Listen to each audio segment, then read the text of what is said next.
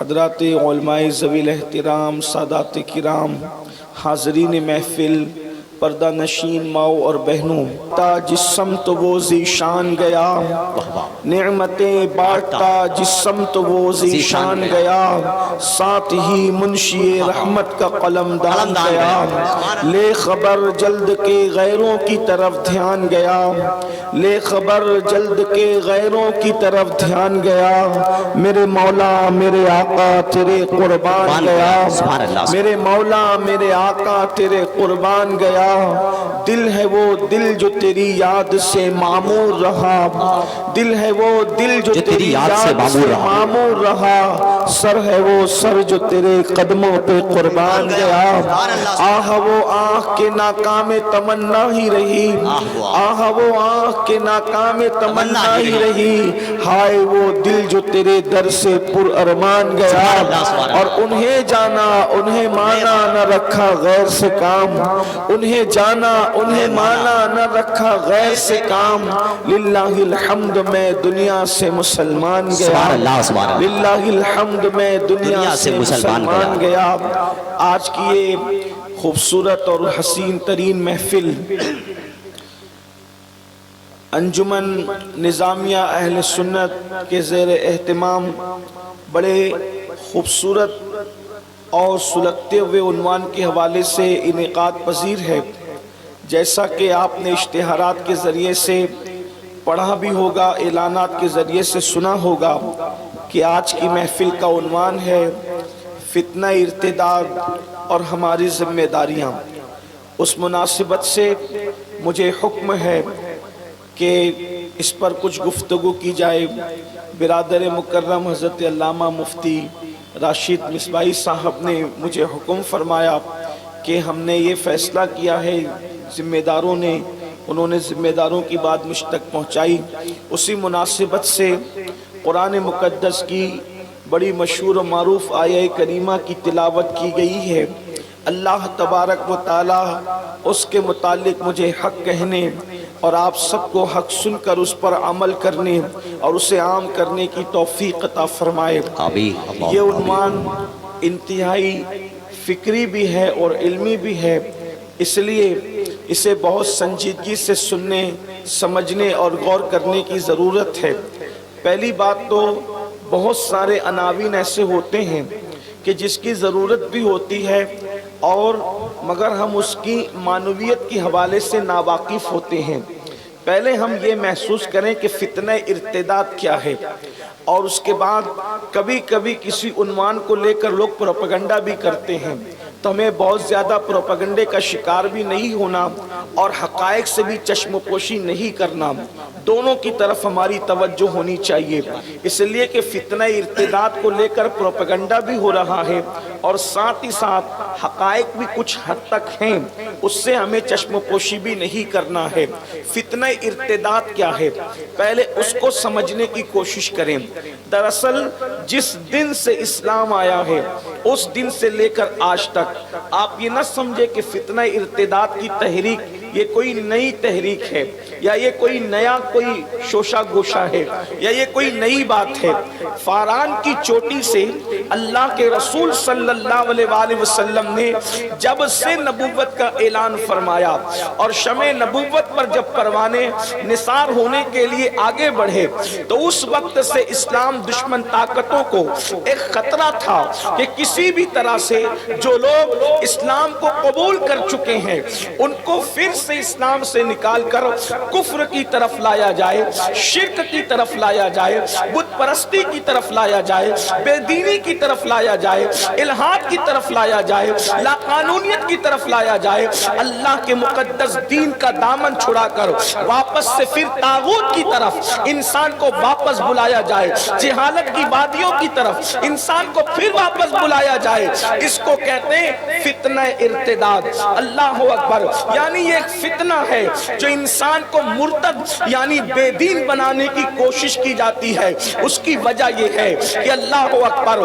دنیا لرزہ برندام ہے تو اسلام و مسلمین سے لرزہ برندام ہے۔ بے شک سبحان اللہ ہے اللہ اکبر بدر کے اندر 313 نہتے مجاہدین اللہ اکبر مکے کے گنڈوں پر غالب آ جاتے ہیں، اور اللہ اللہ وہ طاقت اور قوت اسلام کی شان و سطوت لوگوں کے درمیان پورے عرب پر ہیبت کی حوالے سے اس طریقے سے بیٹھ جاتی ہے، بھوکے پیٹ ہے، تلواریں زنگ آلود ہے، سب کے پاس سواریاں بھی نہیں ہیں، اس کے باوجود بھی 313 نہتے مجاہدین نے محمد الرسول اللہ کے غلاموں نے لات و حبل کے پجاریوں کو وہ دھول چٹائی کہ آج تک کے بدر کی فتح لوگوں کے دلوں کے اندر چبن بن کر کے لوگوں کو اذیت اور تکلیف پہنچا رہی ہے۔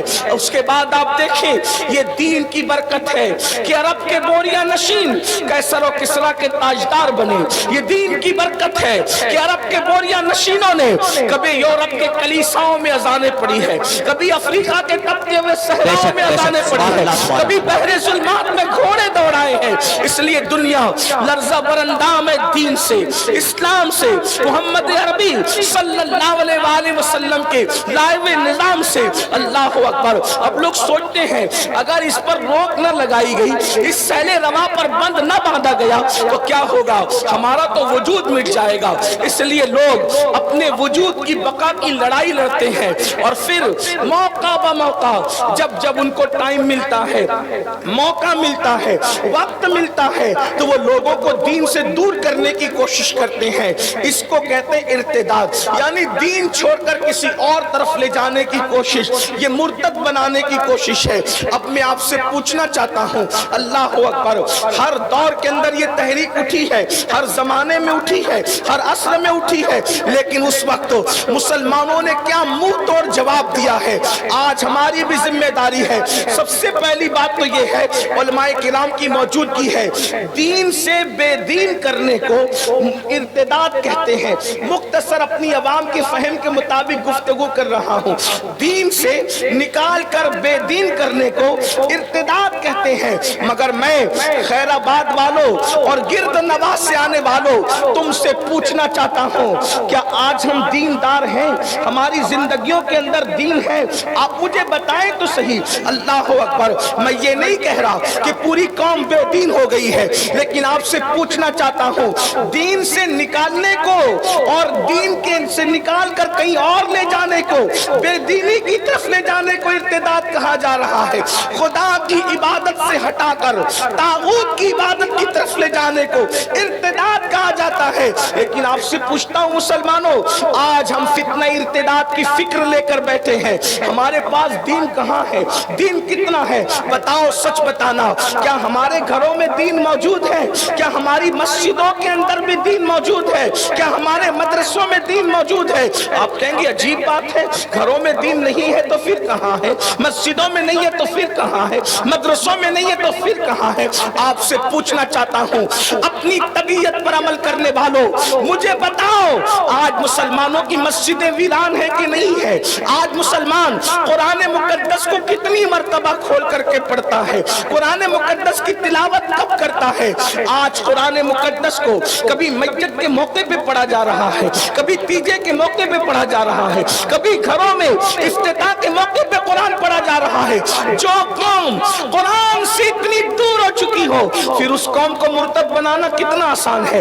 جو قوم اللہ کے گھر سے دور ہو چکی ہو، اس قوم کو مرتد بنانا کتنا آسان ہے۔ یاد رکھنا، اسلام دشمن طاقتیں اس بات کا انتظار کرتی ہے کہ مسلمان تھوڑا سا دین سے دور ہو جائے، پھر ہم اس کو اپنے جال میں پھانس دیں۔ سب سے بڑی بات یہ ہے مسلمانوں، آج کتنا بڑا المیہ ہے، ہمیں رسول اللہ صلی اللہ علیہ وآلہ وسلم کے والدین کریمین کا نام تک نہیں پتا، حضور کے دادا کا نام تک نہیں پتا، حضور کی شہزادیوں کا نام تک نہیں پتا، حضور حضور کے شہزادوں کا نام تک نہیں پتا، ہم دین جانتے ہی نہیں ہیں، دین ہمیں کتنا پتا ہے۔ اللہ اکبر، ہمیں فلمی اداکاروں کے نسب نامے تو یاد ہے لیکن رسول اللہ کے گھر والوں کا نسب یاد نہیں ہے۔ سوچے تو صحیح، میرے آقا علیہ الصلوۃ والتسلیم کے پیارے دیوانوں، اس پہ طرفہ یہ ہم یہ دعویٰ کرتے ہیں کہ دنیا میں ہم سے بڑا عاشق رسول کوئی نہیں ہے۔ اللہ اللہ، ارے نادان، جس سے عشق ہوتا ہے اس کی گلی کے کتے سے بھی پیار ہوتا ہے۔ میں صرف آپ کی بارگاہ میں سمجھانے کے لیے، ملانے کے لیے نہیں، کہاں تک کہ لکھنے والوں نے انصاف کیا مجھے نہیں پتا، لیکن لکھنے والے لکھتے ہیں ایک مرتبہ مجنون کو دیکھا گیا کہ مجنون اپنی آستین پر روٹی رکھ کر کے کتے کو کھلا رہا ہے۔ تو مجنون سے کسی نے پوچھا، او مجنون، کتے کی رال میں کیا نجاست ہے تجھے نہیں پتا؟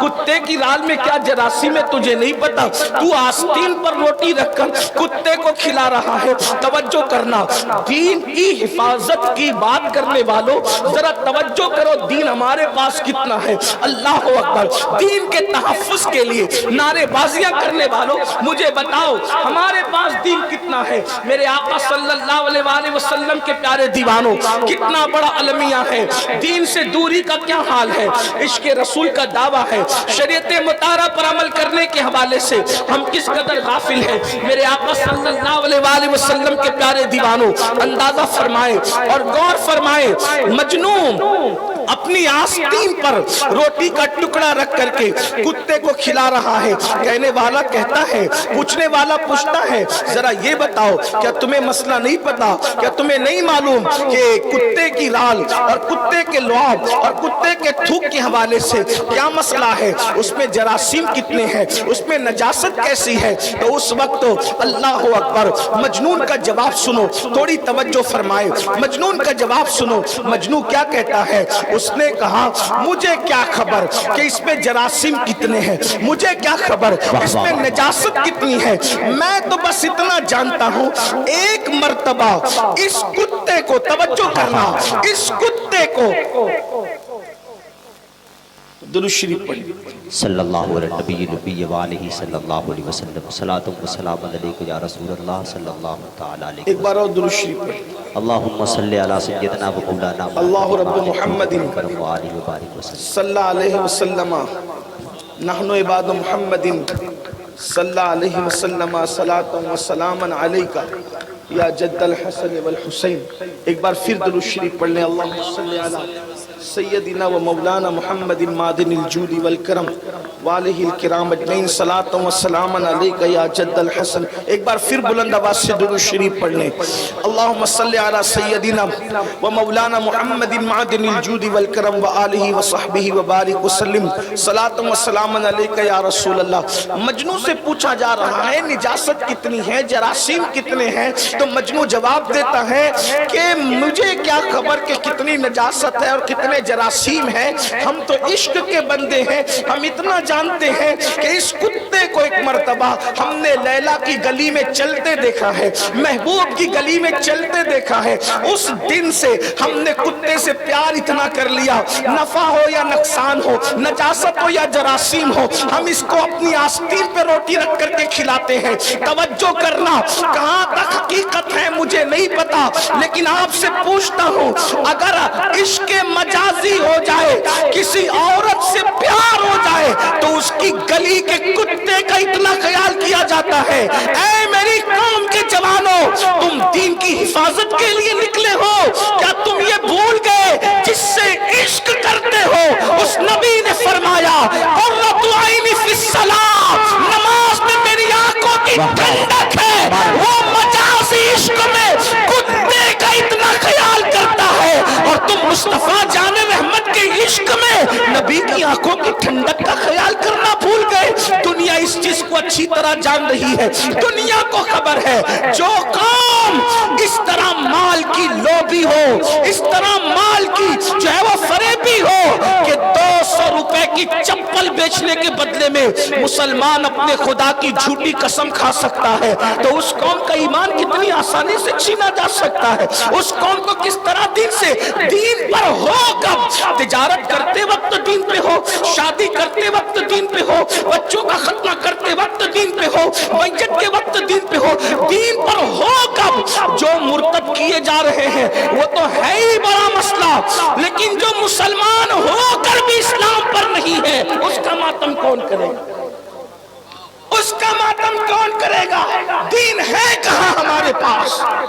دیندار تو وہ لوگ تھے جنہوں نے جانیں دی جانے اور جان دے کر کے اسلام دشمن طاقتوں کو دھول چٹایا، جان دے کر بھی جنہوں نے اسلام نہیں چھوڑا۔ آج تو ہم گانوں کی دہلیز پر ایمان کا سودا کر رہے ہیں، فلموں کی دہلیز پر ایمان کا سودا کر رہے ہیں۔ دنیا یوں ہی مذاق نہیں بنا رہی ہے۔ آؤ فتنہ ارتداد آج نہیں، رسول اللہ کے ظاہری دور سے میں چند باتیں موٹی موٹی پیش کرتا ہوں، چونکہ وقت بہت زیادہ ہوا، ٹائم زیادہ ہوا، اس لئے بہت طویل گفتگو نہیں کریں گے، لیکن توجہ کریں کس طرح لوگوں نے ایمان بچایا۔ اس قوم کا ایمان چھیننا کتنا آسان ہے جو گانے کی دہلیز پر ایمان بیچے۔ نعتوں کی محفل میں 10-20 روپے کی نوٹ دے کر عاشق رسول بن جائے، اتنا سستا سودا تو نہیں ہے نا، اتنا سستا سودا نہیں۔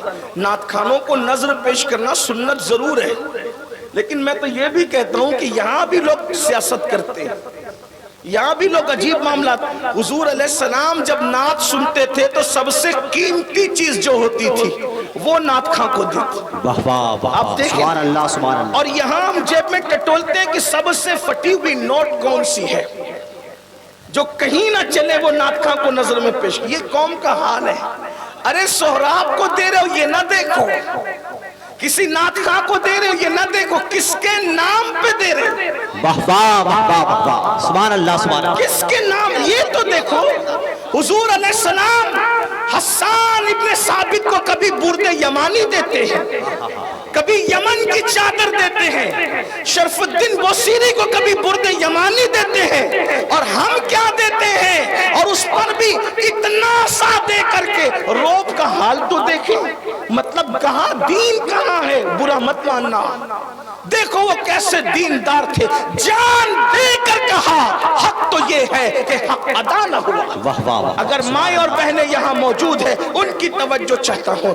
اسلام میں سب سے پہلے اگر کسی کی شہادت ہوئی ہے، پہلی شہادت اسلام میں، آپ کو معلوم ہے جنہیں، حالانکہ یہ پڑھے لکھے لوگوں کا علاقہ ہے، ہمارے اہل سنت کا عظیم ادارہ جو اہل سنت و جماعت کی آبرو ہے، جو جسے دنیا اشرفیہ مبارک پور کے نام سے جانتی ہے، اسی خطے میں ہے، اور جس کے مصباحیان پوری دنیا کے اندر بے شک بے شک اپنی روشنی سے علاقوں کو، خطوں کو منور کر رہے ہیں۔ یہ پڑھے لکھوں کا علاقہ ہے، مجھے بہت زیادہ محنت کرنے کی ضرورت نہیں، لیکن ایک بات آپ سے کہتا ہوں، سب سے پہلی شہادت جو اسلام میں ہوئی ہے وہ کسی مرد کی نہیں ہوئی ہے، پہلی شہادت اسلام کی ایک عورت کی ہوئی ہے۔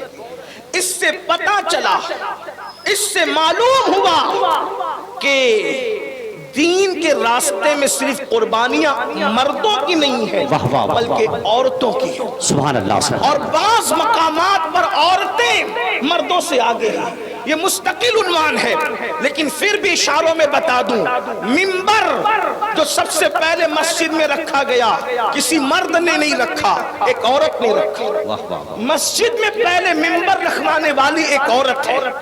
رسول اللہ کا سب سے پہلے کلمہ جس نے مطلقاً پڑھا ہے ایک عورت ہے۔ دنیا کیا سمجھتی ہے؟ لوگ ہمیں سکھاتے ہیں عورت کی عزت کرنا کیا ہے۔ میں کہتا ہوں عورتوں کے یہاں تو عورتیں محفوظ نہیں، لوگ جسے خدا مانتے ہیں ان کے گھروں کی عورتیں محفوظ نہیں، لیکن یہ اسلام ہے، یہاں تو کلمہ بھی عورت سب سے پہلے پڑھ رہی ہے اور شہادت بھی عورت سب سے پہلے دے رہی ہے، منبر بھی عورت سب سے پہلے لگا رہی ہے۔ اور پھر جب دمشق کے اس دربار میں خاندان کا مرد بولنے کے قابل نہ رہا تو اپنے خطبے کی ہیبت سے دمشق کے در و دیوار کو دہلانے والا کوئی ہے تو وہ ایک عورت ہے جسے زینب بنت علی کہا جاتا ہے۔ زندہ باد زندہ باد زندہ باد۔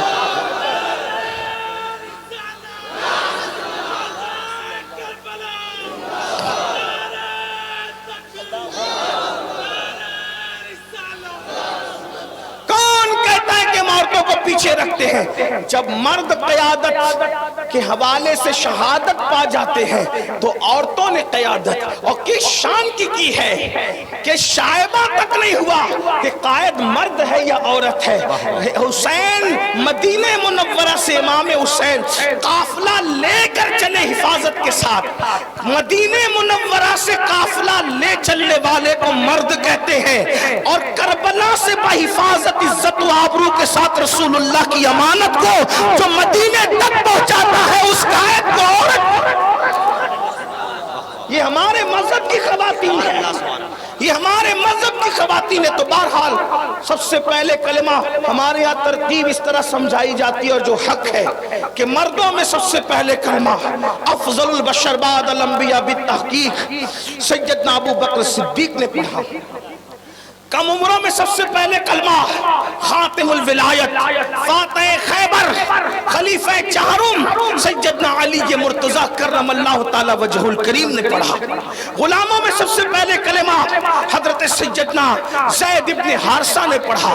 اور عورتوں میں سب سے پہلے کلمہ حضرت سیدہ خدیجہ الکبریٰ نے پڑھا. یہ ترتیب ہمارے یہاں ہے جو بالکل سچی ہے, لیکن اگر مطلقاً سب سے پہلے جس نے کلمہ پڑھا ہے ہر اعتبار سے پہلے اس خاتون کو سیدہ خدیجہ الکبریٰ کہا جائے. سبحان اللہ سبحان اللہ. وہی سب سے پہلے جس نے اپنے کانوں سے سنی ہے وہ ایک عورت ہے, مرد نہیں ہے کوئی, ایک عورت ہے. زملونی زملونی جس نے سنا کمبل اڑھاؤ. ذمہ داریوں کے بار تلے احساس تلے جب رسول اللہ کا وجود کانپ گیا, ذمہ داریوں کے احساس تھے. اس وقت اگر حضور کو کوئی تسلی دے رہا تھا کوئی مرد نہیں تھا, ایک عورت تھی, ایک خاتون تھی. عورتوں کا اسلام میں مرتبہ کیا ہے, مقام کیا ہے. اور پھر دیکھیں پورے قرآن میں کئی سورۃ الرجال نہیں ہے لیکن پورے قرآن میں سورۃ النساء موجود ہے. پورا قرآن اٹھا کر کے دیکھیں, اللہ اکبر, سورہ مریم ایک عورت کے نام پر پوری سورت نازل کی گئی ہے. اسلام تو عورت کا اتنا ہمدرد ہے کہ حضرت مریم کے پیٹ کے درد کو بھی قرآن نے بیان فرمایا. اندازہ فرمائے کس مذہب کے اندر عورت کا شکم درد بیان ہوا ہے, وہ اپنی مذہبی کتاب زندہ باد زندہ باد. اسلام کے سوا کوئی اور مذہب نہیں ہے. میں یہ بات آپ سے کہنا چاہتا ہوں اس سے پہلے, اے میری قوم کی بیٹیوں, اگر تم کو سیریل دیکھ کر فلمیں دیکھ کر یا معاذ اللہ ثم معاذ اللہ تمہیں جو ہے وہ اخبار پڑھ کر یا میڈیا کے کنڈے دیکھ کر لگتا ہے کہ اسلام تم پہ ظلم کرتا ہے, تو میں کہتا ہوں پروپیگنڈے کا شکار ہونے سے پہلے بتاؤ کس مذہب نے عورت کو اتنی عزت دی ہے, کس مذہب نے دی ہے. اوروں کا حال تو یہ ہے, شوہر کی چتا پر کہیں بیوہ کو زندہ جلایا جاتا تھا, کئی لڑکیوں کو زندہ دفن کیا جاتا تھا. یہ اپنا مذہب ہے, مذہب اسلام, جس نے 2 مرتبہ بیوہ ہونے والی خدیجہ الکبریٰ کو سہاگن بنایا. صرف سہاگن ہی نہیں بلکہ سارے مومنوں کی ماں ہونے کا شرف. سبحان اللہ سبحان اللہ. یہ اسلام ہے. عرش سے جس کو اللہ سلام بھیجتا ہے وہ کون ہے؟ وہ ایک خاتون ہے جس کو دنیا خدیجہ الکبریٰ کہتی ہے. عرش سے جس کو تسلیم آتی ہے وہ خدیجہ الکبریٰ ہے. رسول اللہ کے حرم کے اندر جبریل جیسا فرشتہ بھی حضور کے گھر کی حرمت کی وجہ سے بے اجازت گھر میں داخل نہیں ہوتے. استاد زمن کہتے ہیں ان کے گھر میں بے اجازت جبرائیل آتے نہیں, قدر والے جانتے ہیں قدر شان اہل بیت. کسی کے گھر کی یہ حرمت, یہ صرف رسول اللہ کے گھر کی حرمت ہے. اللہ اکبر. اور وہ کس کی حرمت میں بے اجازت نہیں آتے, کس کی حرمت میں؟ اہل بیت, گھر والوں. اور گھر میں رہتا کون ہے, گھر میں رہتا کون ہے؟ اندازہ فرمائیے, شان ہے ہمارے یہاں. اور پھر تو عرض یہ کر رہا تھا کہ آج پروپیگنڈا اسلام عورتوں کو عزت نہیں دیتا, وقار نہیں دیتا. ہم پوچھتے ہیں ہم سے بڑھ کر کے عزت کون دے گا؟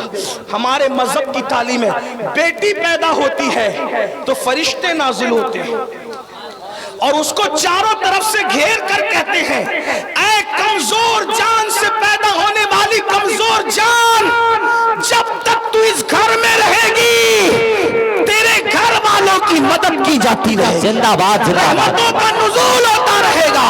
پتا چلا بیٹوں کے باپ کو برکت برکت کے لیے تعویذ کی ضرورت ہو سکتی ہے، لیکن بیٹیوں کے باپ کو اس کی ضرورت نہیں ہے جب تک بیٹی گھر میں موجود ہے، رحمت کے فرشتے گھر میں موجود۔ سبحان اللہ سبحان اللہ۔ یہ اپنے مذہب کی تعلیم ہے، لیکن اگر آج کل بچیاں کچھ تھوڑی سی پڑھ لیتی ہے، غلط صحبت کی وجہ سے بہکایا جاتا ہے، تمہارے یہاں تو ایسا ہے، تمہارے یہاں تو ایسا ہے، اور پھر کوا کان لے گیا کے تحت بعض بچیاں اپنے آپ کو روشن خیال سمجھتے ہوئے کوئی اور گھر ڈھونڈتے۔ یاد رکھنا محمد الرسول اللہ کے گھر سے بہتر کوئی گھر نہیں ہے۔ بے شک بے شک۔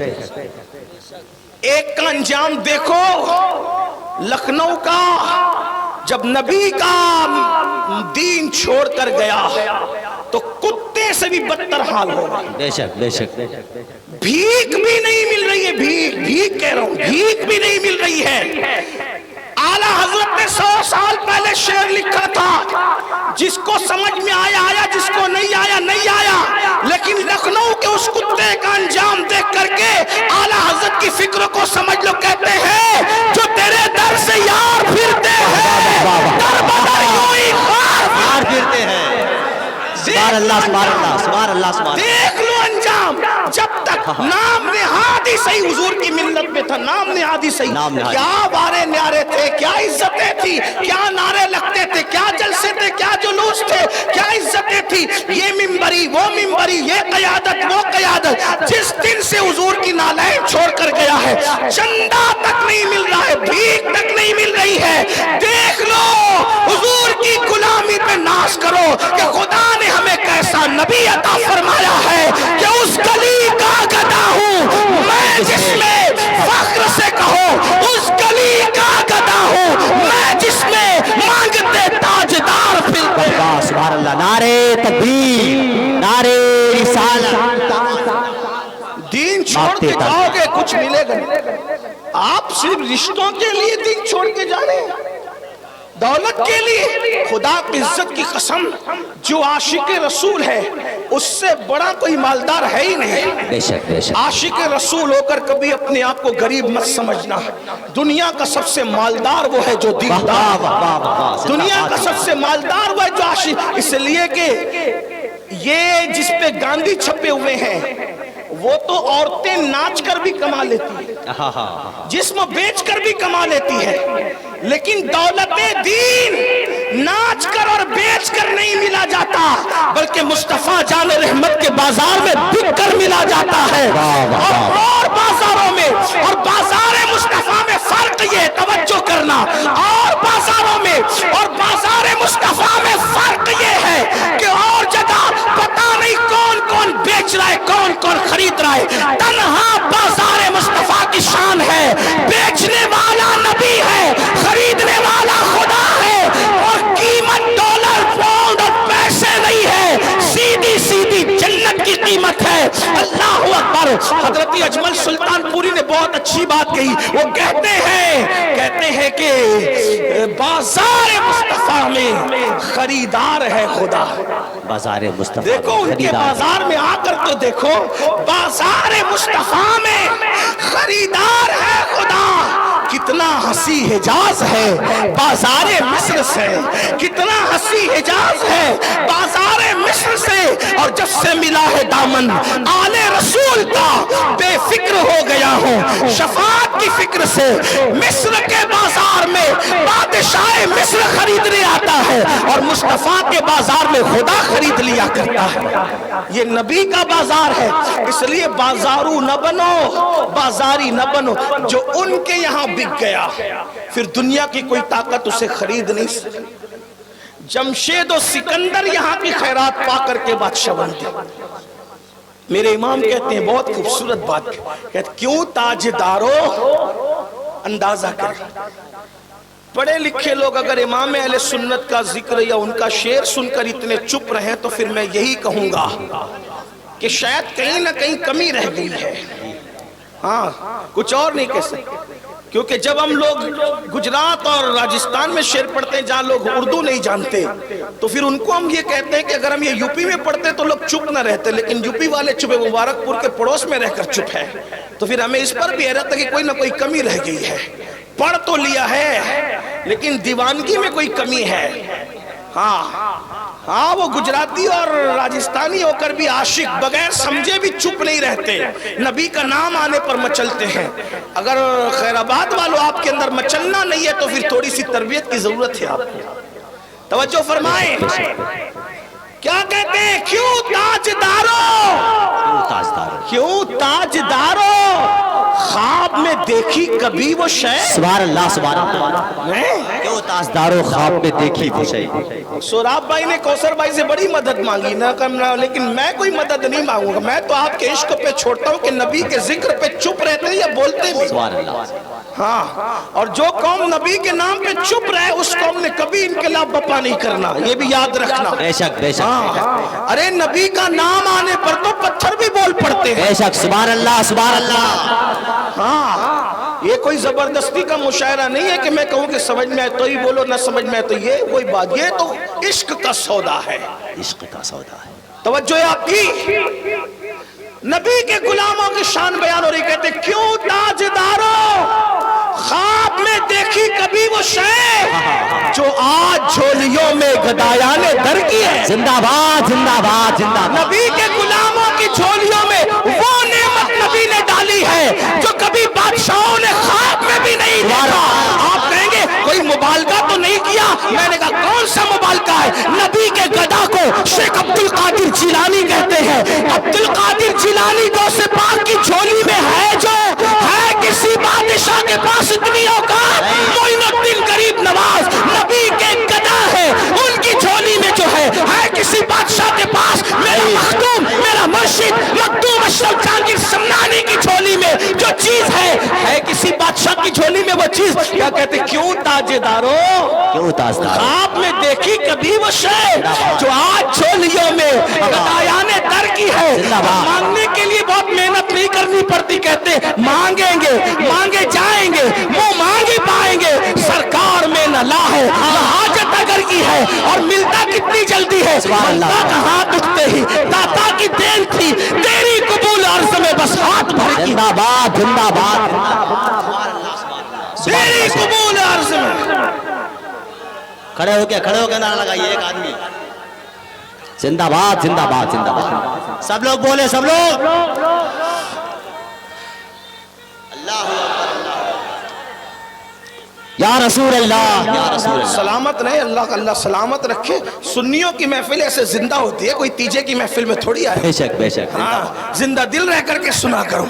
ہاں تو کیا عرض کر رہا تھا، حضور کے بن کے رہو، ان کے بنو گے نا تو ان کا جو بن گیا کعبہ بھی اس کے قدموں کے نیچے نظر واہ واہ واہ واہ، سبحان نہیں اللہ سبحان دیکھا؟ اللہ۔ ساری دنیا جس کو گلاتی تھی غلامی کرواتی تھی، جب نبی کی غلامی نصیب ہوئی، بلال اوپر ہے کعبہ کی چھت بلال کے زندہ قدموں کے باد نیچے، زندہ باد زندہ باد، کیا نصیبیں ہیں، واہ واہ واہ، کیا نصیبیں۔ تو عرض یہ کر رہا تھا، بات دور نکلی کہ بہنوں سے کہتا ہوں کہ کسی پروپیگنڈے کا خیال نہیں کرنا، چھوڑو سب، اور نبی کے نام پر تو سب تجدو، غربت گلے لگانے کے لیے تیار، موت گلے لگانے کے لیے تیار۔ ایک بات کہوں، ان کے لیے جو غربت ہے اس سے بڑھ کر کوئی مالداری نہیں ہے، بے شک بے شک، ان کے در کی غربت اس سے بڑھ کر کوئی مالداری نہیں ہے، بے شک بے شک، ان کے لیے موت اس سے بڑی کوئی زندگی نہیں، بے شک بے شک بے شک، ان کے لیے سب چیزیں بالکل تیار رہو۔ تو عرض کر رہا تھا کیا کہ سب سے پہلی شہادت جس کی ہوئی وہ ایک عورت ہے، اور اس مقدس خاتون کو حضرت سمیہ کہا جاتا ہے، یہ سابقون الاولون میں سے ہے، سابقون الاولون میں سے ہے۔ حضرت سمیہ پوری فیملی کے ساتھ اسلام قبول کیا، ان کے شہزادے حضرت عمار ابن یاسر انہوں نے اسلام قبول کیا، اور ان کی دعوت پر حضرت سمیہ اور جناب یاسر نے دونوں، یعنی ایک جوان بیٹا اسلام قبول کرتا ہے، اور سمیہ ان کی امی اور جناب یاسر ان کی ابا، جوان بیٹا اپنے بوڑھے ماں باپ کو کلمہ پڑھا کر رسول اللہ کے قدموں میں لے آتا ہے۔ اس سے پتہ چلا اگر جوان سنور جائے تو جوان کا اثر گھر پہ بہت ہوتا ہے. بے شک بے شک. یعنی اگر مولوی صاحب نمازی کسی کو بنانا چاہے, دیندار بنانا چاہے تو تھوڑی مشکل ہو سکتی ہے, لیکن اگر گھر کا جوان بیٹا ماں باپ کو نمازی بنانا چاہے, دیندار بنانا چاہے, اور گھر کے بھتیجوں کو, بھانجوں کو اور بچوں کو اگر وہ دیندار بنانا چاہے, ایک جوان پورے گھر کا نقشہ بدل سکتا ہے. حضرت سمیہ دین قبول کرتی ہے, بوڑھی ہو چکی تھی, بڑھاپے میں حال یہ ہے کہ کنیز تھی, آزاد کر دی گئی اور گھر گھر جا کر عورتوں میں دین کی تبلیغ کرتی ہے. ابو جہل جیسے گنڈے کو پتا چلا, اس کی گنڈا گردی چلتی تھی, حضرت سمیہ کے پاس آیا اور سمیہ سے آ کر کہتا ہے, سمیہ میں نے سنا ہے کہ تو مرتد ہو گئی, تو بے دین ہو گئی. سیدہ سمیہ نے فرمایا, واللہ بے دین پہلے تھی, اب سمیہ دیندار ہو گئی. اب سمیہ کو دین مل گیا ہے. محمد رسول اللہ کا دامن کیا ملا, مجھے دین مل گیا ہے. اللہ اکبر. حضرت سمیہ کبھی لوگوں کے سامنے بولتی نہیں تھی, کیونکہ غلاموں کی حیثیت جانوروں سے بھی بدتر تھی, غلاموں کا حال جانوروں سے بھی گرا ہوا تھا. لیکن آج جب حضرت سمیہ نے جرأت کے ساتھ کہا, بے دین پہلے تھی ابو جہل, اب میں دیندار ہو چکی ہوں, تو اس وقت لوگوں نے اندازہ کیا کہ ایمان کی طاقت کتنی بڑی ہے, کہ ایمان نے غلاموں کی زبان میں بھی بولنے کی طاقت عطا کر دی ہے, قوت عطا کر دی ہے. یاد رکھنا, عشق کی دولت کوئی چھوٹی موٹی نہیں ہوتی, عشق کو بے باک بناتا ہے, عشق کو نڈھر بناتا ہے, عشق کو طاقت اور قوت عطا کرتا ہے. اسی لیے لاہور کے قلندر نے جرمنی کی خاک چھان کر کے اپنی قوم کو پیغام دیا, قوت عشق سے ہر پست کو بالا کر دے, قوت عشق سے ہر پست کو بالا کر دے, دہر میں اس میں محمد سے اجالا کر دے. یاد رکھنا, کسی ہتھیار کی اتنی قوت نہیں ہے جتنی قوت عشق رسول کی ہے, محبت رسول کی ہے. اس لیے لوگ کروڑوں ہتھیار رکھ کر بھی ان نہتے عاشقوں سے لرزہ برندام ہے, جانتے ہیں کہ سارے ہتھیار قدموں میں جھک جاتے ہیں جب کوئی ایک عاشق کھڑا ہو جاتا ہے. اس لیے قوت عشق کا اندازہ سب کو ہے, لیکن آپ کو نہیں ہے, ہم کو نہیں ہے. یاد رکھنا, اس عشق کی چنگاری کو شعلہ جوال بنانے کی ضرورت ہے.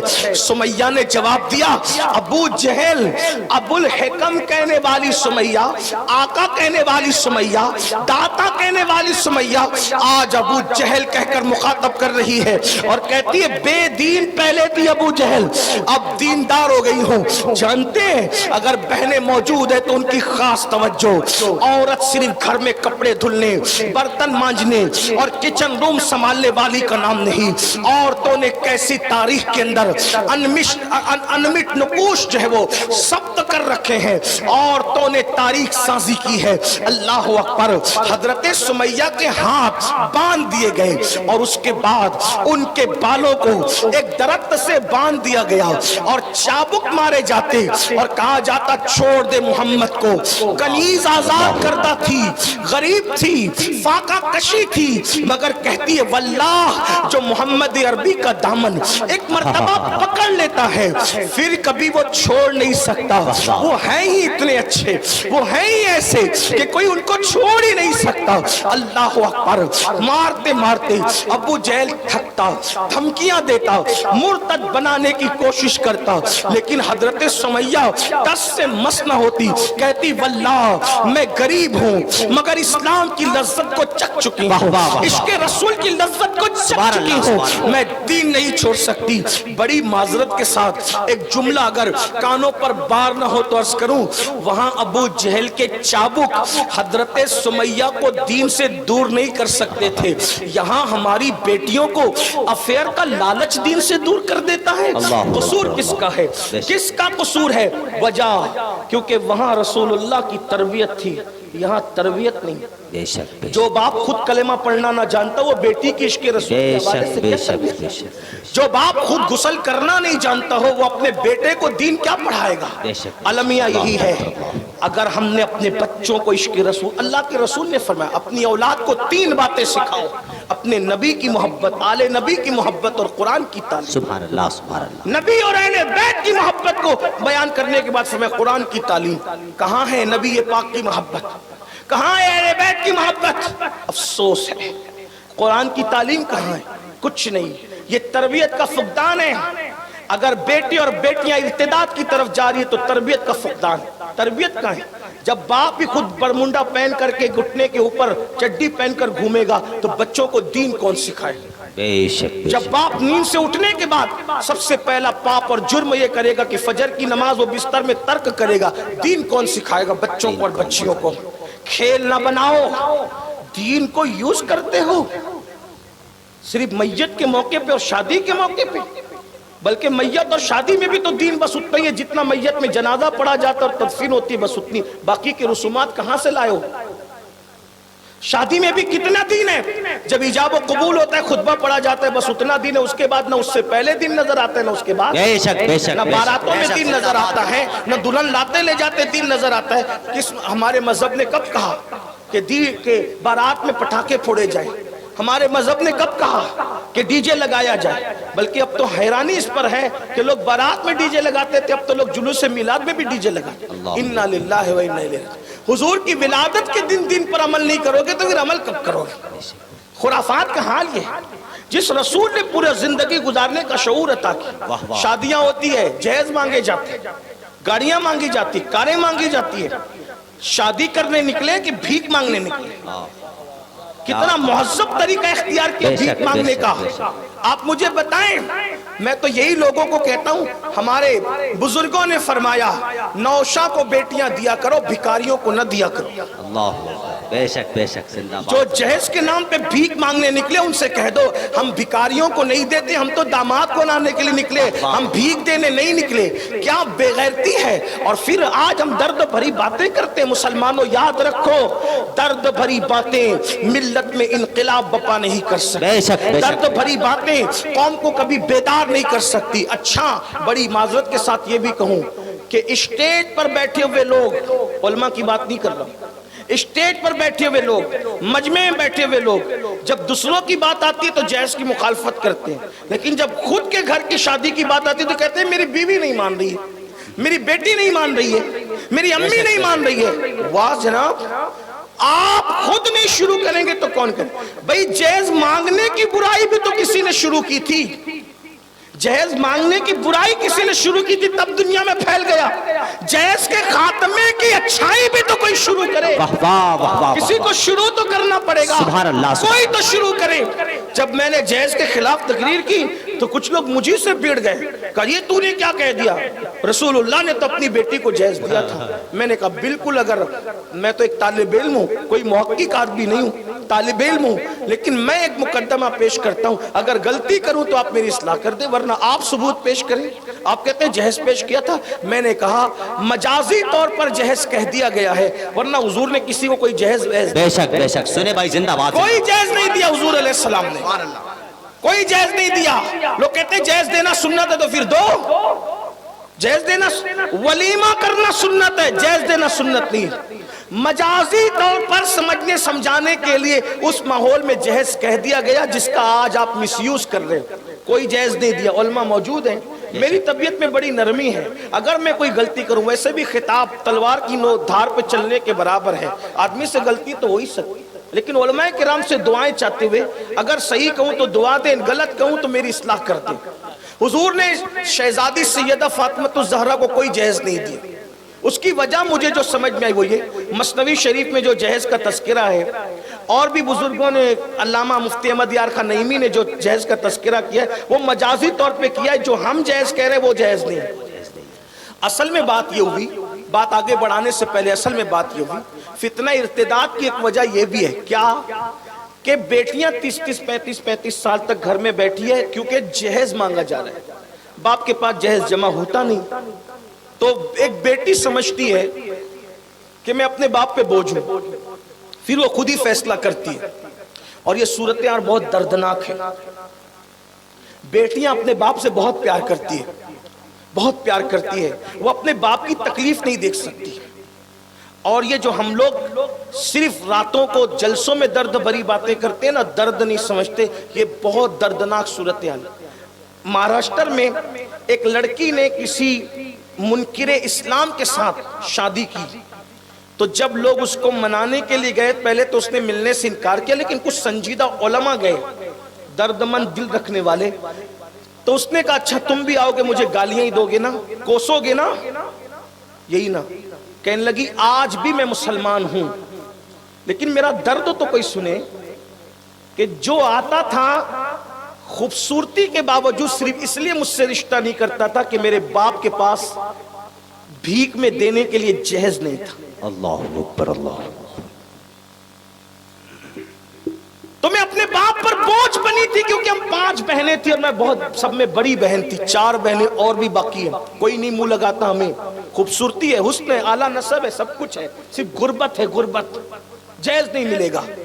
اور یاد رکھنا ہر سال حج کرنے والوں، عمرہ کرنے والوں، حاجیوں، نمازیوں اور سفید کپڑے پہن کے دین کا چولا پہن کر درد بھری باتیں کرنے والوں، تم بھی جب اپنے بیٹوں کا رشتہ ڈھونڈنے جاتے ہو تو تم بھی مالدار گھر ڈھونڈتے ہو۔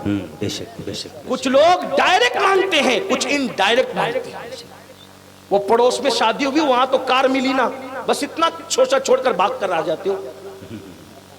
یاد رکھنا دلوں کے حالات کوئی جانے نہ جانے، اللہ علیم بذات الصدور ہے۔ بے شک۔ ختم کرنا پڑے گا اور سب سے پہلے بااثر طبقے کو ختم کرنا پڑے گا، اور اس شان سے ختم کرنا پڑے گا کہ اگر سمدھی دے تو بھی کہو ہم نے نہیں لینا، کیونکہ اس بدعت کو ہمیں ختم کرنا ہے۔ سبحان اللہ سبحان اللہ۔ کوئی تو آگے آئے، کوئی تو ہمت کرے۔ جل سے حل نہیں ہے، اصلاح معاشرہ کے لیے جل سے حل نہیں، عمل اس کا، بے شک بے شک، زندہ باد زندہ باد۔ میدان عمل میں قدم رکھنا اس کا حل ہے۔ ورنہ یاد رکھنا جب کوئی مسلمان کی بیٹی رسول اللہ کا کلمہ پڑھنے والی جب کسی غیر کے ہاتھ میں ہاتھ دے کر اسلام سے جاتی ہوگی تو تم پر کچھ گزرے نہ گزرے، گنبد خضرا کے اندر رسول اللہ کے دل پر کیا گزرتی ہوگی، کل حضور کو منہ کیا دکھاؤ گے، جہیز کو پرموٹ کرنے والوں اللہ کے رسول کو منہ کیا دکھاؤ گے۔ اگر حضور نے کہہ دیا میری امت کی بیٹیاں غربت کی وجہ سے غیروں کا ہاتھ پکڑ کر جا رہی تھی، اس وقت تو نے کیا کیا، اور اللہ نہ کرے انہوں نے چہرہ پھیر لیا، تو اس وقت آپ کے پاس جواب کیا ہوگا؟ کیا جواب دو گے؟ 100 کارڈ متقی بننے والوں، خود غرضی کی طرف جانے والوں، نکلو خود غرضی سے اور سچائی کی طرف آؤ۔ تو عرض یہ کر رہا تھا آج بچیاں اگر جا رہی ہے تو ہم غریبوں کو منہ نہیں لگانا چاہتے، بلکہ میرے بھائی حال یہ جو قوم غریبوں کو ولیموں میں دعوت دینا پسند نہ کرے وہ قوم غریبوں کو رشتہ کیا کرے گی، غریبوں کے ساتھ رشتہ کیا کرے گی؟ جو غریبوں کے جنازے میں جانا پسند نہ کرے وہ قوم، ہم نے دین کو بانٹ دیا امیر اور غریبوں میں۔ اگر کسی جگہ کندھا دینے والوں کی کثرت ہے سمجھ جاؤ کسی امیر شہر کا جنازہ ہے، اور جہاں کندھا دینے والوں کے لالے پڑے سمجھ جاؤ یہ کسی غریب اور مفلس کا جنازہ ہے۔ بڑی معذرت کے ساتھ خوگرے حمد سے تھوڑا سا گلا، میری برادری کے لوگ بھی وہیں جاتے ہیں، الا ماشاءاللہ جس جنازے کے بعد ان کو ایصال ثواب کے نام پہ چندہ ملنے والا ہوتا ہے۔ نادانی نہ کرو، بے شک بے شک، نادانی نہ کرو۔ میں کسی کو ٹارگٹ کر کے نہیں کہہ رہا ہوں، واللہ ٹارگٹ کسی کو ٹارگٹ کر کے تقریر کرنے کو میں غیبت سمجھتا ہوں، حرام سمجھتا ہوں کسی مومن کو لیکن یہ ہے بیمار کی عیادت کے لیے ہم وہاں جاتے ہیں، صدقے کے نام پہ ہمیں چلنا۔ میں اپنی برادری کی بات کر رہا ہوں، ہماری اپنی جو دیندار برادری کہلاتی ہے، خطبہ کی، اہل علم کی، معذرت کے ساتھ سب نہیں ایسے لیکن زیادہ تر لوگوں کی طبیعت یہ ہوگی۔ آپ سے پوچھتا ہوں چندہ بڑا ہے یا کسی کا ایمان بڑا ہے؟ اب بتائیں نا، اگر میں اس نیت سے کسی کے گھر جاؤں کہ مجھے چندہ ملے، کہ اس سے بڑی نیت یہ نہیں ہے کہ میں جاؤں گا تو وہ سنی رہ جائے گا؟ واہ واہ واہ واہ، اس سے بڑھ کر کیا بات ہے؟ سبحان اللہ سبحان اللہ۔ اس سے بڑھ کر کیا بات ہے؟ اور ایک بات یاد رکھنا، دین کا کام چندوں سے نہیں ہوتا، دین کا کام میرے اللہ کے کرم سے ہوتا ہے۔ بے شک بے شک، زندہ باد زندہ باد۔ میں آپ کو مشکوک کرنے نہیں آیا، لیکن بڑی ہم نے دین بانٹ دیا، بلکہ ہم خیریت بھی پوچھتے ہیں نا تو لباس دیکھ کر پوچھتے ہیں، ہاں مسافہ بھی کرتے ہیں، حاجی صاحب خیریت سے ہیں، اور بیچارہ عام آدمی ہے تو کہتے چلو چلو ابھی وقت ٹائم نہیں۔ یہ حال ہے، مسافے کو بھی ہم نے بانٹ دیا غربت اور امیری کے۔ یہ اللہ کے رسول اسی کو ختم کرنے آئے، ابو جہلی اور ابو لہبی نظام ختم کرنے آئے تھے جو آج ہم خود زندہ کیے ہوئے ہیں۔ हुजूर ने कुचला था। जिस महफिल में उमर जैसा अरबी हुजूर के कदमों में जलवागर होता था, उसी महफिल में हबशा का बिलाल भी वहीं वाह वाह वाह वाह वाह वाह, जिंदाबाद जिंदाबाद जिंदाबाद जिंदाबाद। जहां सिद्दीक अकबर जैसा और उस्मान गनी जैसा मालदार हुजूर की महफिल में एक जगह पाता था, वहीं पर अबू जर गिफारी जैसा गरीब और मुफलिस भी उसी मुकाम पर जगह पाता।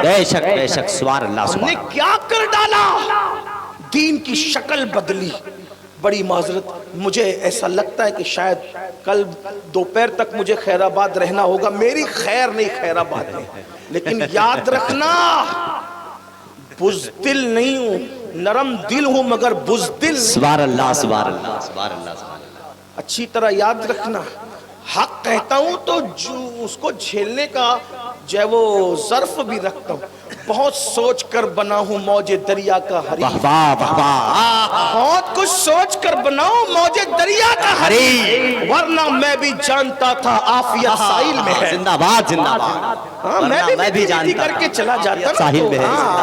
तो मेरे बात में भी नारे लग रहे, मुझे आपकी तारीफ नहीं, मुझे यार की तरफ से तमग़े वफा चाहिए। सुभान अल्लाह सुभान अल्लाह। अल्लाह करे किसी के दिल में उतर जाए तो मतबा यहाँ से लेके वहां तक बहुत खामोशी से बैठे, सुभान अल्लाह कहते हाथ को उठा के। सुभान अल्लाह। नहीं, ये बात ऐसी ही है कि इसको ऐसी खामोशी से सुनने की सुभान जरूरत। अल्लाह सुभान अल्लाह। हाँ, जो बात कहने की थी वो कह ली गई, और जो जज्बात में थी, नारों की गूंज में कहनी थी, वो हो गई। सुभान अल्लाह। अब जरा संजीदगी से सुनने की जरूरत है। अर्ज क्या कर रहा था कि ये जो फितना इर्तिदाद, इसमें कहीं ना कहीं जहेज गरीबों को अवॉइड करना है, गरीबों को नजरअंदाज। बल्कि अगर सगा भाई भी गरीब है तो भाई नहीं करता रिश्ता, उसको कोई अपना मेयार चाहिए। और कभी कभी अपने मेयार के चक्कर में बदअकीदों के हाथ भी लग चढ़ जाते हैं, उनके हत्थे भी चढ़ जाते हैं। अच्छा, फिर आकर कहते भी कि मौलाना ला के सुन्नी बना लेंगे, और तू खुद बड़ा सुन्नी बन गया तो उसको ला के सुन्नी बना देगा। बेशक बेशक। जिस कौम को अभी तक के जरूरियात अहले सुन्नत की खबर नहीं है, आप कहते हैं ला के सुन्नी बना, ये हाल है मेरे भाई। चले ला के सुन्नी बना भी लिया, तो अब उसका नवासा बद मजहब का जो तेरा पोता है, जब वो मरेगा तो उसका जनाजा पढ़ने नहीं जाएगा। वो नाना का, नाना बीमार पड़ेगा तो देखने नहीं जाएगा। कहाँ दीन है? इसलिए अपना मियार सिर्फ इश्क़ रसूल है, मोहब्बत रसूल है, इसकी तरफ तवज्जो करो। बात दूर निकल गई, टाइम खत्म हो रहा है, बात मैं पूरी कर लूं। दो बातें करनी है, बात पूरी करता हूं। सैयदा ज़हरा पाक को अल्लाह के रसूल ने कोई जहेज नहीं दिया। जिन बुजुर्गों ने लिखा मजाजन लिखा, हकीकत क्या है? बेशक। देखिए बात यह है, उसको समझे बहुत संजीदगी से। अब इसको समझने की बहने भी, अल्लाह के रसूल अलैहिस्सलातु व तस्लीम की 8 साल के बाद की मुकम्मल परवरिश हुई है उनके चचा के घर, मुशफिक व मेहरबान चचा के घर परवरिश हुई। जब हुजूर अलैहिस्सलातु व तस्लीम खुद जवान हो गए, तो अब चचा का हाल ये था कि उनकी औलादें ज्यादा थी। तो दूसरे चचा से कहा कि मेरे मुशफिक चचा की औलादें ज्यादा है, कैद साली का दौर है, हम इनकी औलाद अपने जिम्मे पे लेके परवरिश करते हैं। तो अपने चचा को साथ लेकर के गए और अपने दूसरे चचा मुशफिक व मेहरबान चचा से कहा, आप अपनी औलाद हमें देते, हम आपकी औलाद की परवरिश कर लें। उन्होंने फरमाया, तालिब को और अकील को मेरे पास रहने दो, बाकी जाफर और अली का मामला तुमको सौंपता हूं। तो उस वक्त हजरत जाफर परवरिश में आ गए हजरत अब्बास इब्न अब्दुल मुत्तलिब की। सुभान अल्लाह सुभान अल्लाह। और मौला अली परवरिश में आ गए रसूलुल्लाह की। सुभान अल्लाह। तो यानी नन्ही सी उम्र में मौला अली किसके घर परवरिश पा रहे हैं? हुजूर अलैहिस्सलाम के घर। अभी मौलाए कायनात की बचपने की उम्र है, हुजूर ने उनको गोद ले लिया, परवरिश अपने जिम्मे कर ली।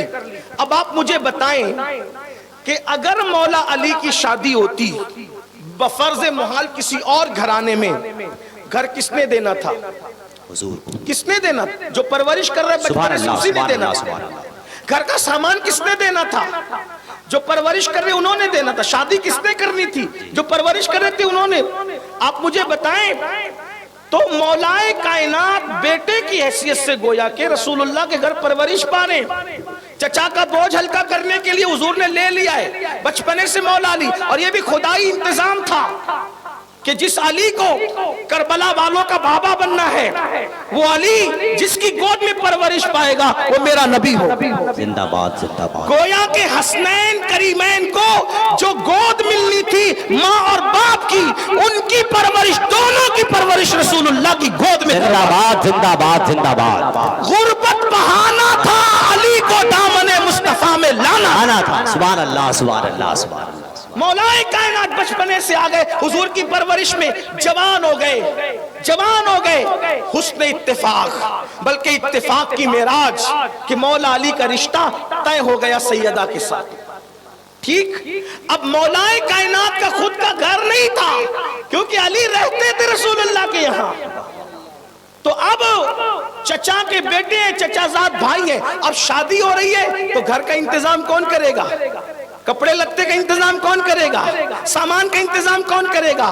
تو مولا علی کے لیے حضور نے انتظام کیا۔ پتا چلا حضور نے بیٹی کو جہیز نہیں دیا، حضور نے اپنے بھائی کو ساز و سامان دلایا، اور یہ بھائی کو دینا لوگوں کو یہ مغالطہ کر گیا کہ حضور نے بیٹی کو، بے شک بے شک، حضور نے شہزادی کو نہیں دیا، اپنے داماد کو نہیں دیا، بھائی کو دیا۔ اگر آپ بھی بھائی کے لیے لاکھوں خرچہ کرتے تو میں آپ کو سلام کرتا ہوں، کریں نا آپ بھی، بھائی کے لیے کریں، حضور نے کیا آپ بھی کریں۔ اب آپ کہیں گے تو نے بات تو کہہ دی۔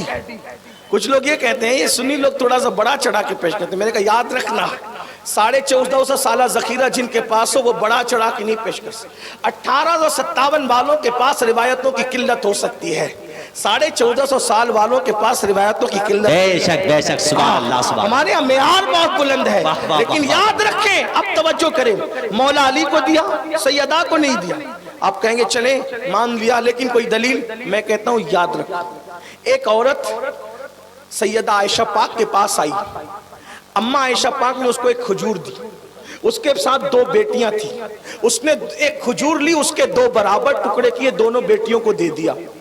اماں عائشہ کو یہ منظر بہت اچھا لگا، حضور علیہ السلام تشریف لائے تو میرے آقا سے انہوں نے عرض کیا کہ یا رسول اللہ، ایک عورت آئی تھی، وہ غریب تھی، میں نے اس کو ایک کھجور دی، 2 بیٹیاں تھی، دونوں کو برابر اس نے ٹکڑے کر کے دیے۔ میرے آقا نے فرمایا، حدیث پاک کا مفہوم ہے عائشہ اس نے اچھا کیا، اگر وہ برابر نہیں کرتی نا ٹکڑے تو اس کی پوچھ ہوتی قیامت کی۔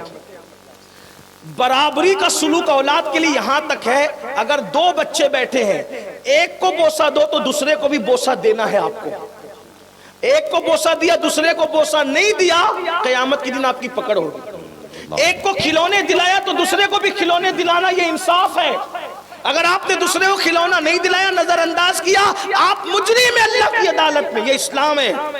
اب آپ سے پوچھتا ہوں، جب رسول کھلونا دلانے میں انصاف کا حکم دے رہے، کھجور کی تقسیم میں انصاف کا حکم دے رہے، تو حضور کی ایک بیٹی تو نہیں تھی نا؟ یہی تو اہل سنت کا مقدمہ ہے زندہ باد کہ حضور کی ایک بیٹی نہیں تھی نا، حضور کی تو 4 شہزادیاں تھی۔ اگر آپ یہ ثابت کر رہے ہیں کہ سیدہ فاطمہ کو جہیز دیا، تو اب آپ کی گردن پر ہے کہ آپ کو یہ بھی ثابت کرنا ہوگا کہ سیدہ زینب بنت محمد کو بھی جہیز دیا، سیدہ رقیہ بنت محمد کو بھی جہیز دیا، سیدہ ام کلثوم بنت محمد کو بھی، 3 شہزادیوں کو اور جہیز دیا۔ وہ فہرست بھی آپ کو بتانی پڑے گی، اور اگر آپ نہیں بتا سکتے تو یہ حضور کے انصاف سے بہت بعید ہے کہ ایک شہزادی کو دے اور تینوں کو نظر انداز کر دے۔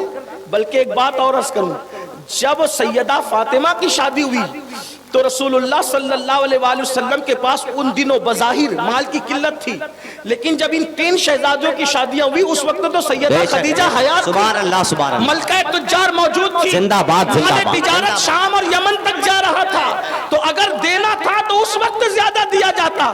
ٹھیک، اب آپ سنیں، ان تینوں کو نہیں دیا، ایک شہزادی کو دیا۔ کیا کہنا چاہتے ہیں آپ؟ چلیں ٹھیک ہے، اب آگے بڑھتے ہیں۔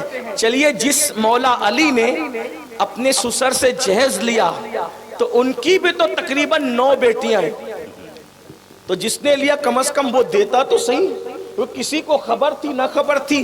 حضور علیہ السلام کے داماد مولا علی نے اپنی بیٹی سیدہ زینب کا نکاح حضرت عبداللہ ابن جعفر طیار کے ساتھ کیا، کب جہیز دیا؟ بے شک بے شک۔ اپنی شہزادیوں کا نکاح کہ حضرت ام کلثوم کا نکاح فاروق اعظم کے ساتھ کیا، کب جہیز دیا؟ لینے والا جہیز نہیں دے رہے۔ یعنی 1450 سال کے بعد خیر آباد والے اور ہندوستان والوں کو یہ سنت سمجھ میں آئی، مولا کائنات نے سنت پہ عمل نہیں کیا۔ وہ صدیق اکبر جو کفن کے معاملے میں بھی سنت پر عمل کر رہا ہے. اما عائشہ سے پوچھا یہ بتاؤ رسول اللہ کو کتنے کپڑوں میں کفن دیا گیا؟ کہا 3 کپڑوں میں. کس دن وصال ہوا؟ کہا پیر کے دن. دعا کرتے کاش وصال بھی پیر کو ہو جائے, 3 کفڑوں میں کفن ہو جائے تو جاتے جاتے سنت ادا ہو جائے. خدا نے ایسی لاج رکھی, 63 سال کی عمر ہی میں وصال ہوا, پیر کے دن ہی وصال ہوا اور 3 کپڑوں میں کفن. جو کفن میں سنت پر عمل کرے وہ جہیز میں سنت پہ عمل نہیں کر سکتا تھا. صدیق اکبر نے کب جہیز دیا؟ فاروق اعظم نے کب جہیز دیا؟ تو سب مالدار لوگ تھے. عثمان ذوالنورین آج بھی مدینہ منورہ میں جس کا اکاؤنٹ چلتا ہے, مدینہ منورہ میں آج بھی جس کی پراپرٹی موجود ہے, حرم کے لیے وقف ہے, غریبوں میں اس کا حصہ ہے, آج بھی عثمان غنی. پتا چلا نبی نوازتے ہیں تو ایسا نوازتے ہیں جس کو نوازتا ہے وہ تو چلا جاتا ہے, دولت باقی رہ جاتی ہے. لیکن عثمان غنی رضی اللہ تعالیٰ نے کب جہیز دیا؟ اس کا مطلب یہ ہے یہ جہیز اپج ہے ہندوستان والوں کی, وہ بھی اپنے یہاں سے نہیں ہے, وہ کہیں اور سے آئی ہے. ہاں اس سے آپ کو توبہ کرنی چاہیے اور عہد کرنا چاہیے.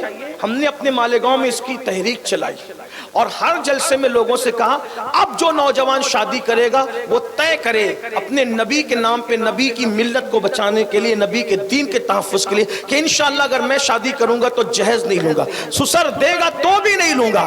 اور پھر ہم نے ان لوگوں سے بھی کہا کہ جن کی شادیاں ہو چکی ہیں وہ یہ ارادہ کریں کہ میں اپنے بیٹوں کا پوتوں کا نکاح کروں گا, میں جہیز نہیں لوں گا. ذرا دیکھتا ہوں نبی کے نام پہ کتنے لوگ وعدہ کرتے ہیں کہ آج سے انشاءاللہ ہم جہیز نہیں لیں گے.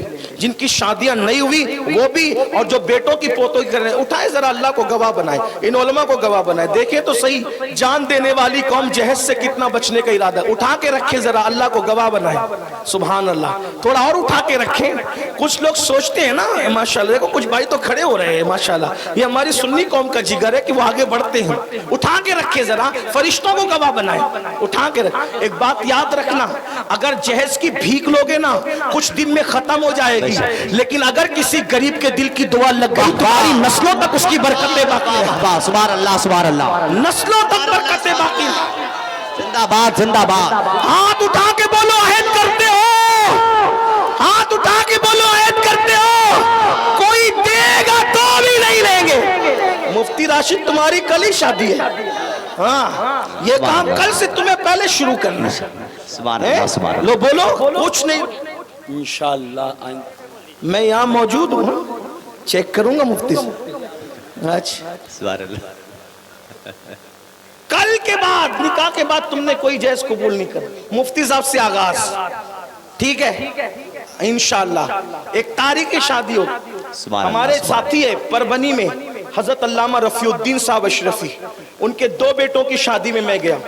انہوں نے قید لگائی کچھ نہیں لیں گے, انہوں نے کہا ہم دیں گے, کہا ہم نہیں لیں گے. ایسے لوگ بھی موجود ہیں. اور اس شادی کی گھنگرج دوسرے مکاتب فکر تک پہنچی تو ان لوگوں نے کہا سنی ایسے ہوتے ہیں. سبحان اللہ سبحان اللہ. اسی منبر پر ہمارے جمیل رضوی صاحب بیٹھے ہوئے, انہوں نے بھی اپنے بیٹے کی, وہ چکے ہاتھ اٹھا چکے تھے, نہیں کچھ لیا. ہمارے ساتھی ساجد کلیجی والے, انہوں نے بھی اپنی بیٹے کی شادی کچھ نہیں لیا. یہ سلسلہ ہمارے یہاں شروع ہو گیا ہے. خیر آباد والوں تم بھی شروع. کون کیا دے گا یار, لوگ دیں گے تو اپنی حیثیت کے مطابق دیں گے, آقا دیں گے تو اپنی شان کے مطابق.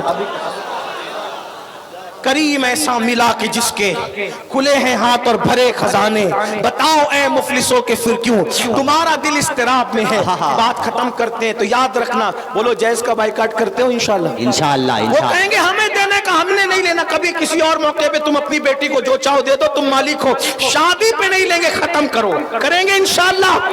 انشاءاللہ اگر ایسا ہوا آپ کا گھر ہمیشہ ہرا بھرا رہے گا انشاءاللہ. فقیر قادری کی دعا ہے, اگر اسلامی بچیوں کی آبرو بچانے کے لیے غریبوں سے رشتے جوڑنا شروع کیے اور جہیز کا بائیکاٹ کیا, انشاءاللہ رہتی دنیا تک تمہارے گھر میں برکتیں قائم رہے. واہ واہ واہ واہ سبحان اللہ سبحان اللہ. بیٹھ جائیے آپ لوگ, بیٹھ جائیے بیٹھ جائیے بیٹھ جائیے.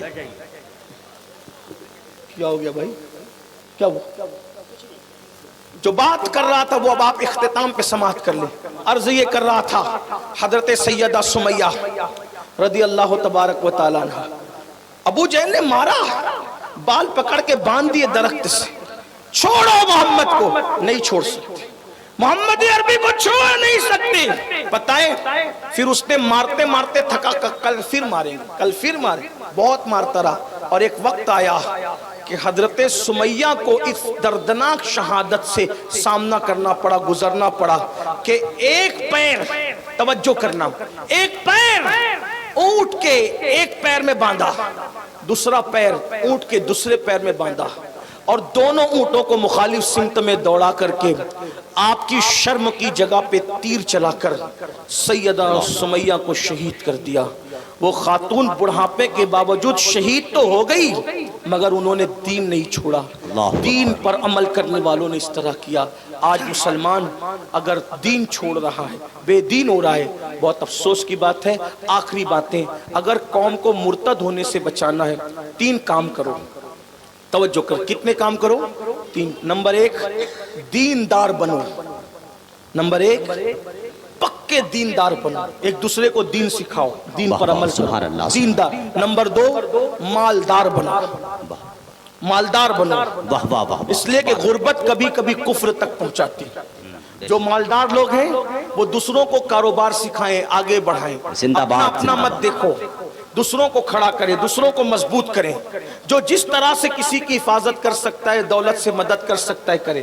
دیندار بنو، مالدار بنو، اور نمبر 3 ایجوکیشن کو عام کرو، سبحان اللہ، علم کو عام کرو۔ اونچے مینار اور اونچی گنبد بنانے کی بجائے اچھی درس گاہیں بناؤ، اچھی تعلیم گاہیں بناؤ، اپنے اسکول ہوں، اپنے کالجز ہوں، اپنے مدارس ہوں، اپنی یونیورسٹیاں ہوں، اس لیے اہتمام کریں۔ بلکہ یہ بھی کہتا ہوں، ابا کا انتقال ہو، چچا کا انتقال ہو، گھر میں کسی کا انتقال ہو تو آپ ان کے نام پہ کھلاتے ہو، پلاتے ہو، سب کرتے ہو، کرو، منع نہیں کرتا، لیکن ان کے ایصال ثواب کے لیے کسی تعلیم کی ذمہ داری اپنے سر لے لیا کرو۔ دین بھی پڑھاؤ، دنیا بھی پڑھاؤ، بچیوں کے لیے بہترین ادارے ہونے چاہیے۔ اگر کوئی کہتا ہے پردے والی بیٹیوں کو نہیں آنے دیں گے تو کہو ہم تمہارے پاس بھیجیں گے بھی نہیں، انشاءاللہ ہم خود اتنے اچھے ادارے بنا لیں گے کہ تمہاری بیٹیاں ہمارے یہاں آنے پہ مجبور ہو جائیں۔ لوگوں کی ضرورت پڑتی ہے، 3 چیزوں پہ ہمیں محنت کرنا ہے، دینداری، مالداری اور ایجوکیشن۔ اگر یہ ہو گیا دنیا بھی کامیاب ہے، آخرت بھی کامیاب ہے۔ اللہ ہم سب کو توفیق دے۔ گفتگو کے درمیان کوئی غلطی ہو تو اللہ معاف کرے۔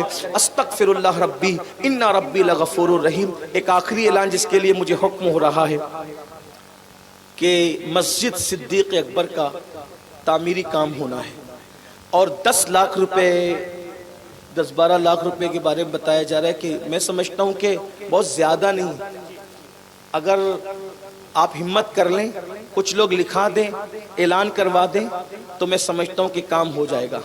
تو 2 منٹ میں کچھ لوگ ہیں اعلان کرا سکتے ہیں، 2 منٹ میں۔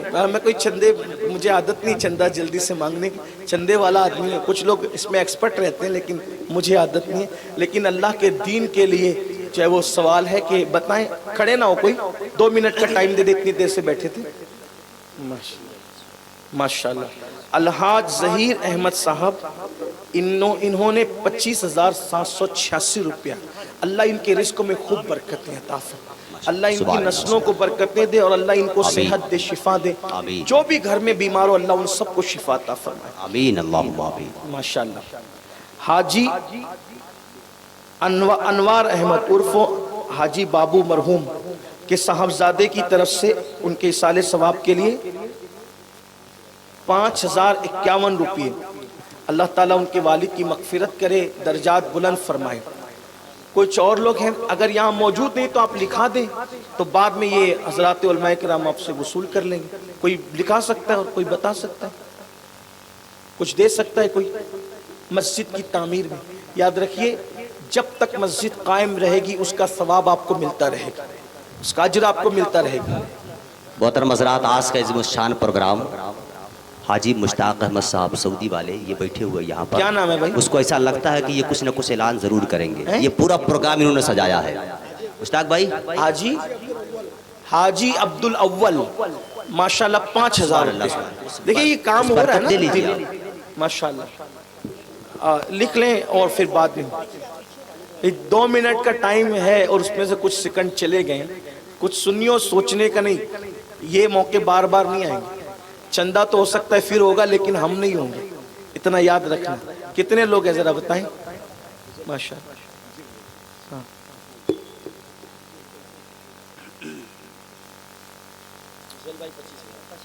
ماشاء اللہ. دیکھیے ہمارے فضائل بھائی 25,000. اللہ ان کے رزق میں خوب برکتیں عطا فرمائے. اللہ تعالیٰ کبھی نہ ختم ہونے والی دولت عطا فرمائے. جو لوگ لکھا رہے ہیں ذرا مجھے بھی نام بتائیں تاکہ میں ان کے لیے خاص دعا کر سکوں. بیٹا بات نہ کر ورنہ اٹھا کے چندے میں دے دوں گا. جی ہاں ہاں جی ہاں وہ اعلان کر چکا ہوں.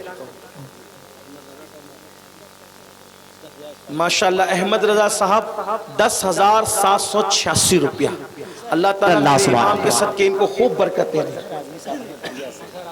ماشاءاللہ. ہمارے ڈاکٹر مظہر اعظمی صاحب بلیا سے آئے ہیں 11,000 روپیہ. نعرے تکبیر، نعرے رسالت. سبحان اللہ سبحان اللہ. ماشاءاللہ. ہاں فقیر کی طرف سے بھی غوث پاک کی بارگاہ کے لیے 11,000 روپیہ. سبحان اللہ سبحان اللہ سبحان اللہ. اور کوئی صاحب؟ سبحان اللہ. ماشاءاللہ. کوئی اور صاحب؟ سید صاحب نے خود اپنی طرف سے 11,000 روپیہ دیا ہے. نعرہ لگا لے ایک مرتبہ، نعرے تکبیر، نعرے رسالت، علماء اہل سنت، مشایخ اہل سنت. اچھا آپ ایک کام کرتے ہیں، 2 منٹ اب پورے ہو رہے ہیں، حالانکہ رکیں گے تو اور ہوگا، لوگ سوچ رہے ہیں، لیکن اتنا کرتے ہیں سب لوگ اگر کوئی 1 روپیہ بھی دے سکتا ہے سب شامل ہوں، سب شامل ہوں، یہاں آئیں اور اسٹیج کو دھکا دیے بغیر نہیں سب لوگ یہاں آ کر یہاں ڈال کر جائیں تاکہ یہاں سب علماء گواہ ہو جائیں، سادات کرام گواہ ہو جائیں. 1 روپیہ بھی کوئی دے سکتا ہو، سب شامل ہونا ہے، سب کو، کوئی رہے گا نہیں. ادھر مسافہ نہ کر یہاں دے دے، جن کے پاس ہے وہ دے دے، جن کے پاس نہ ہے یہاں سے لے کے چلے جائیں. نہیں لے کر نہیں جا سکتے، مسجد کا چندہ آپ نہیں لے جا سکتے. شمشاد احمد صاحب 5,000 روپیہ. اللہ پاک برکت عطا کرے.